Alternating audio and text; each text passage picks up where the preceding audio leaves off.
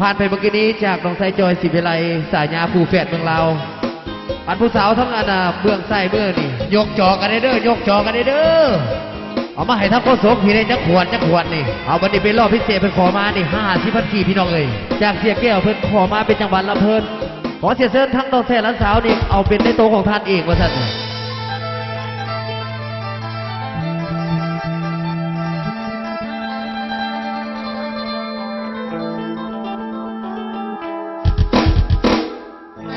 ละพอจะเปิดพมานกังเห็นน้องนั่งโอยฟังลำโอ้มีผู้ใดเนามาน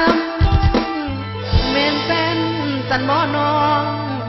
อายหวังปองสาวคนโกงามพะโลสมเขาตาปรารถนาเป็นผู้น้องหวังเอาเจ้าเมนแต่งงานเด้น้องคนงาม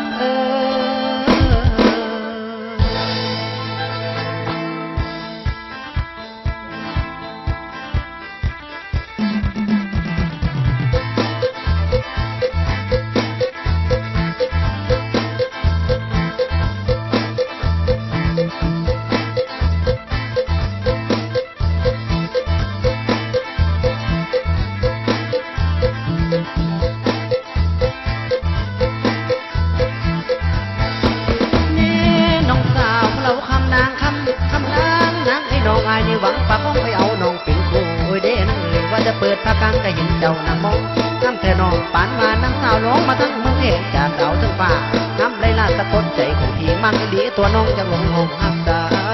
วน้องสาวสวยขาววิไลที่รกฝังใจเมื่ออ้ายได้มองงามลายได้เศร้าในท้องจะจับจ้องเป็นคู่ของหัวใจคงได้แต่เพียงความฝันหักสาวฟังลำของเพียงฝันลม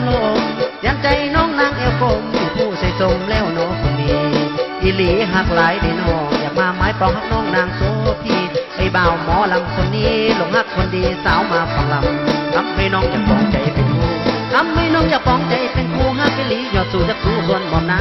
หากใจวางสิให้แม่ไปขอเงินบ่พ่อขอลำสิมันจำนางน้องใจปองมันตะสองเฮาตั้งเทียงบ่เอียงหัวเอียงใจหมายมันหักเดียวโบคนเลี้ยวคือเกี่ยวไหลคุ้มสมน้ำใจใส่หวังต่อนวลนางน้องปองเอาเจ้าสาวมาเป็นคู่จงเอ็นดูบักไอ้ผู้ลำลงกอมนะเปิดปากกังอยากบอกหักคนดีเปิดปากกังอยากบอกหักคนดีสาวผมมาฟังลำไอ้หักหลายเสด็จน้อง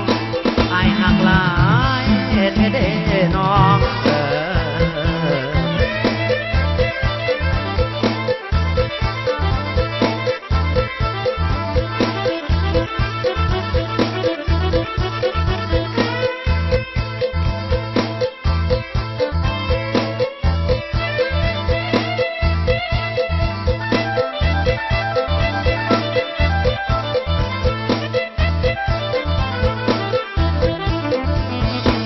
สาวสวยขาววิไลที่รกฝังใจเมื่ออ้ายได้มองงามลายได้เศร้าในท้องอยากจับจ้องเป็นคู่ของหัวใจคงได้แต่เพียงความฝันนักสาวฟังลำคงยังฝันลมยันใจน้องนางเอวกลมผู้ใส่สมแล้วน้องคนนี้อีหลีหักหลายได้น้องอยากมาไม้ปองหักน้องนางโซพีไอ้บ่าวหมอลำคนนี้หลงหักคนดีสาวมาฟังลำทำให้น้องอยากปองใจเป็นคู่ทำให้น้องอยากปองใจเป็นคู่หักอีหลียอดสู่จากสู่ส่วนบ่มนะ